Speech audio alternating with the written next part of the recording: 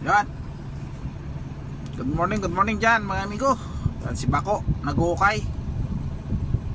Yan na, Komatsu. Bagong bago. Ukay pa. Ano yung babawon mo dyan? Ang lalim ng ukay niya, oh. Ang haba na yan. 100 meters na siguro yan. Ang inukay niya pa ba.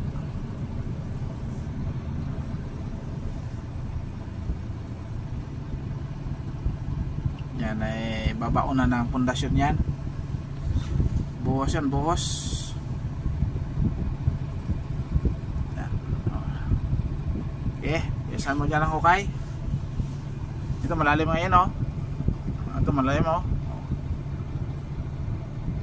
Tubig siguro ilalagay dyan. Ano yan? Ba't may ganyan? Parang may